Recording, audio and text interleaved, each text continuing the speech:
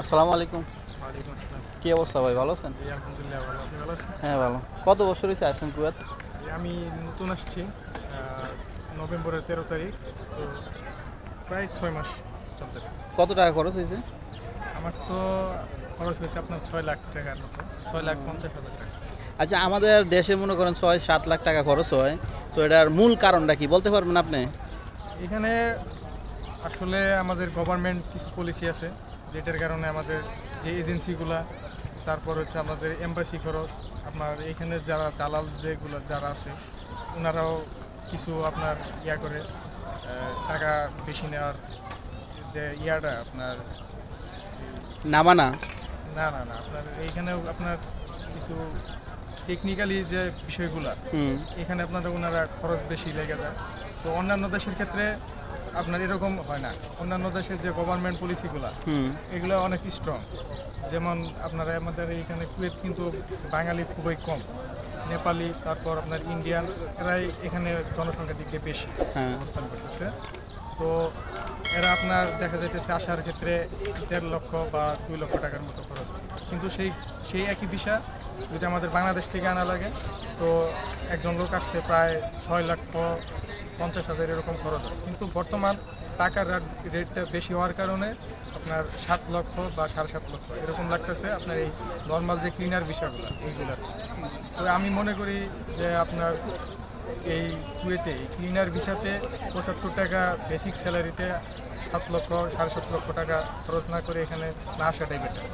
তো আপনারা চাইলে, যারা এখনও দেশে আছেন, আপনারা চাইলে আর 2 লক্ষ বা 3 লক্ষ টাকা যদি কিছু অ্যাড করে যদি কোনো ইউরোপের যে কান্ট্রিগুলো আছে তো এইগুলোতে আপনারা চাইলে যাইতে পারেন। এগুলো অনেক ভালো, কারণ নিজের যে লাইফটা এগুলো সেটেল, ওইখানে পার্মানেন্টলি সেটেল করার একটা পন্থা আছে, কিন্তু এই কুয়েতে তা নেই। আর যদি হাতের কাজ জানা থাকলে আসলে কুয়েতে কীরকম ইনকাম হবে?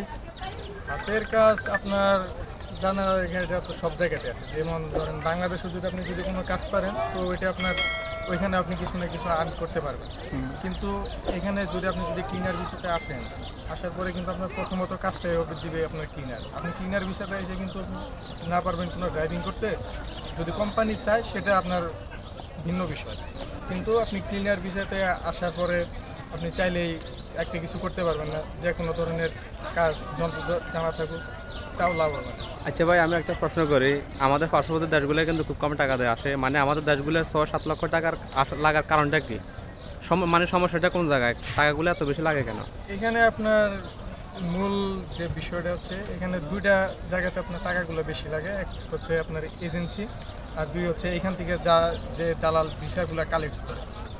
ওনারা দেখা যাচ্ছে যে আপনার একটা দালাল একটা ভিসার পিছনে কমপক্ষে 1 থেকে 1.5 লক্ষ টাকা খায় আর লাভ করে আর কি যেটারে। আর এজেন্সি তো আছে, ওনারা তো আর লাভ ছাড়া তো আর আমাদের এখানে পাশাপাশি কিন্তু আমাদের শুধু বাংলাদেশের জন্য বিষয় বের করতে নামানা করা লাগে। এটা কিন্তু অন্য দেশের ক্ষেত্রে হয় না, কিন্তু শুধু আমাদের বাংলাদেশের জন্য। এই জন্য কি মানে এটার কারণে কি বেশি টাকা পে করা লাগে?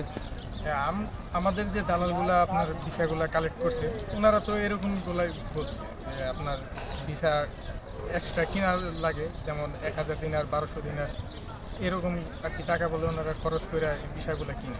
কিন্তু অন্যান্য দেশ যারা আছে ওনারা সরাসরি এম্বাসির মাধ্যমে আসে, যার কারণে আপনার ওনার খরচগুলো কম লাগে।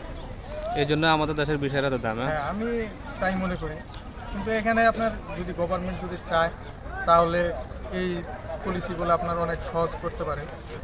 তো আমার মনে হয় যে এই কুয়েতে এই বিষয়গুলো গণতন্ত্রের যে আপনার সরকার যা আছে, যারা এখানে দায়িত্বে আছে, এনারা একটু নজর দেওয়া দরকার। যাক, ধন্যবাদ ভাই মূল্যবান সময় দেওয়ার জন্য।